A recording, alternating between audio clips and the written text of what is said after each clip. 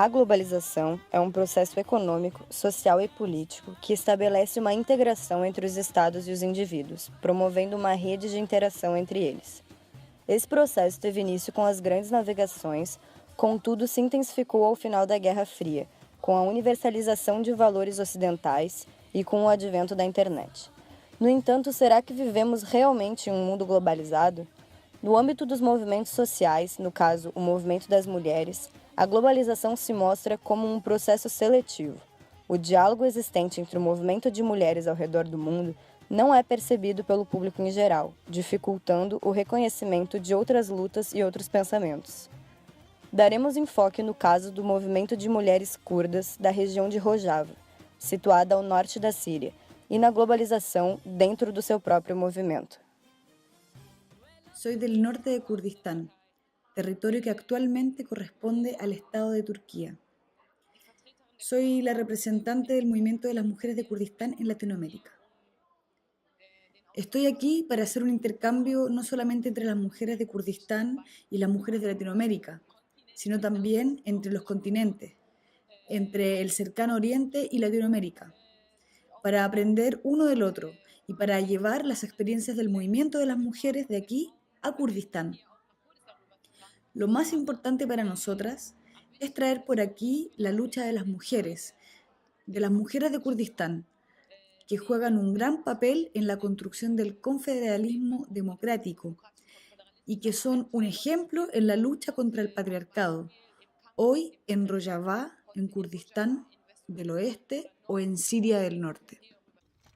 Hoy en día uno ve a las mujeres de Kurdistán con armas en la mano, en la lucha contra el Estado Islámico, en la lucha militar. Pero eso solamente representa el 10% de la lucha. 90% de la lucha de las mujeres de Kurdistán es contra el feudalismo, contra el sistema patriarcal e contra o sistema capitalista que se integrou na sociedade. Isso é uma coisa que a gente vê cotidianamente na realidade de Rojava. A gente vê que as estruturas políticas elas são organizadas por mulheres e as mulheres ocupam, inclusive, muitas vezes, mais cargos do que os homens. Inicialmente, elas começaram com o sistema de cotas de participação das mulheres, mas em muito pouco tempo essas cotas elas já foram superadas. Hoje em dia, em várias organizações, as mulheres ocupam, inclusive, mais do que 60% de participação.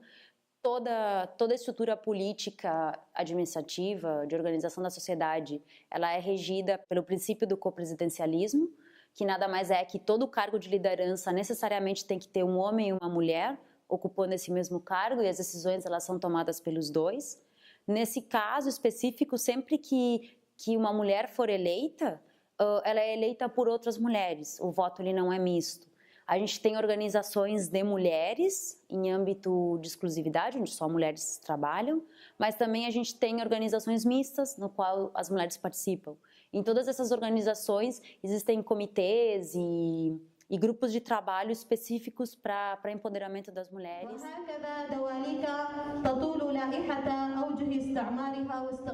Quando a gente fala de movimento de mulheres curdas, parece que é algo muito recente, parece que surgiu agora, mas na verdade essa revolução dentro da revolução, por dizer assim, que é uma revolução de mulheres que se dá no coração dessa revolução social, ela começa já na década de 70. Na década de 70, vários movimentos curdos de busca de resgate de identidade e de denúncia mesma colonial da Turquia, principalmente, frente a essas populações que tiveram seus direitos negados por todo o século XX. Esses movimentos começam a se estruturar e culminam em 1978 com a formação do PKK, o Partido dos Trabalhadores do Kurdistão, no qual a Sakine Jansis foi uma das mulheres que participou dessa organização, fundou o PKK junto com Abdullah Öcalan e outros companheiros. E a partir daí, na década de 80, esse partido ganha uma proporção muito maior e em 1984 a guerrilha se estrutura de forma bem mais forte e começa efetivamente o embate com o Estado turco. O Estado turco já estava em um processo de ditadura, então a repressão era muito grande, os curdos se organizavam em guerrilhas para a resistência, principalmente frente ao Estado turco. Nesse então, as mulheres já estavam participando do exército, dessa guerrilha, elas sempre estiveram presentes, só que elas não tinham o grau de autonomia que se tem hoje. É na década de 80 que as mulheres começam, principalmente a partir das prisões, as mulheres curdas eram presas sistematicamente e dentro dos presídios elas começaram a se organizar em movimentos de resistência e em movimento de empoderamento entre elas. Em 1999, Abdullah Öcalan, o líder do movimento, ele é preso.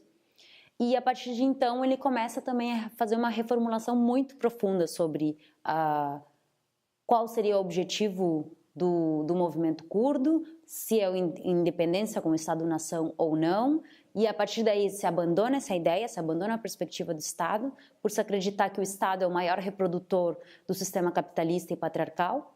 Então se rompe com essa ideia e se traz como centro essa demanda do movimento de mulheres, de que antes de se pensar numa sociedade livre, você tem que ter mulheres livres. Antes de se pensar em rompimento de estrutura de classe, a gente precisa pensar antes no rompimento de uma estrutura de gênero, de dominação de gênero. Então, a partir daí, da década de 2000 principalmente, surge o confederalismo democrático como uma teoria, como uma proposta. E aí, no coração do confederalismo democrático, se traz toda a perspectiva da emancipação das mulheres. E isso é algo que muitas vezes, principalmente o movimento ocidental, negligencia esse processo, negligencia todo esse processo, esse desenvolvimento que se dá com tempo, com esforço e com muita luta por parte das mulheres, reduzindo toda a luta ou todo o movimento a guerrilheiras, ou a mulheres lutam. Sim, é maravilhoso ver que mulheres têm igualdade, inclusive, na guerra, mas isso tudo é uma pequena parte de todo um processo muito mais amplo que envolve uma luta interna muito forte, um processo de crítica e autocrítica essencial, que fez com que o partido inteiro se reconfigurasse e passasse por uma mudança radical, e também o movimento de mulheres de forma bem forte e bem organizada. La lucha de las mujeres de Kurdistán es principalmente contra el patriarcado, el sistema patriarcal. Ellas construyen su propio sistema autónomo en donde la defensa principal ya no son las armas, sino la creación de su propio sistema, construyendo su propia organización. Mientras construyen su sistema, el movimiento critica 4 elementos importantes: el nacionalismo, el sexismo, el fundamentalismo y las ciencias positivistas. Estos son los 4 elementos importantes que el Estado impone en la práctica, y el Estado es el último instrumento del sistema patriarcal de la civilización. El movimiento de las mujeres de Kurdistán lucha contra estos 4 aspectos. Outro grande diferencial do movimento, que também tenho certeza que contribui exponencialmente para os debates do movimento feminista no Oriente e no Ocidente, do movimento de mulheres do mundo como um todo, é esse debate da genealogy, a ciência das mulheres ou ciência da vida, já que a palavra Ginen, ela se relaciona tanto ao conceito de vida quanto ao conceito de mulher.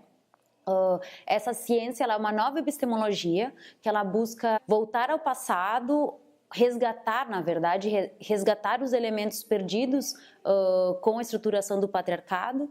Então, repensar a ciência sobre uma perspectiva das mulheres, sobre uma perspectiva antipatriarcal. Isso significaria não só repensar a teoria política como um todo, sobre essa perspectiva feminista, uma teoria política feminista, mas também, ao mesmo tempo, repensar o modo como a ciência se produz. Então, ao ser uma nova epistemologia, ela rompe com esse padrão positivista da ciência e ela propõe uma nova forma de educação, uma nova forma de debate científico, uma nova forma de estruturação da sociedade como um todo.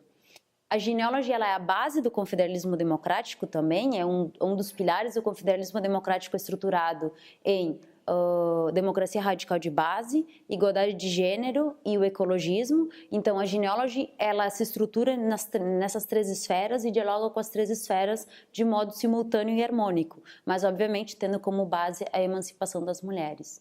E trazendo para os movimentos latino-americanos, como um todo, a gente vê vários outros feminismos que também se relacionam diretamente com com a genealogy, ou poderia se traçar pontes diretas, como os feminismos indígenas que a gente vê frequentemente nos países do norte da América do Sul. A gente tem o feminismo ticano, o feminismo comunal. Acho que são todos elementos de resgate de uma ancestralidade feminina que muitas vezes foi esquecida ou colocada em segundo plano como um conhecimento secundário, mas ao mesmo tempo trazendo para a centralidade da vida política a mulher, rompendo com essa estrutura da mulher como um ser escrava do âmbito privado e trazendo efetivamente para a construção do espaço público. Como movimiento de las mujeres de Kurdistán, tenemos la opinión que nuestra ideología, nuestros proyectos, pueden servir para construir un movimiento universal de mujeres. Por ejemplo, la ciencia de las mujeres, una ciencia, un pensamiento radical, que critica hoy en día la ciencia positivista y el pensamiento patriarcal para criticar las estructuras que se han construido dentro de las ciencias. Esta ciencia o este trabajo académico puede servir para construir un movimiento universal de mujeres. Nosotras vemos el interés en el movimiento de las mujeres de Kurdistán y el sistema que se está construyendo en Kurdistán es un ejemplo, una esperanza para las mujeres en todo el mundo. Esto es la solidaridad internacional. Yo veo el interés y la atención también aquí en Latinoamérica. La solidaridad internacional es lo más importante.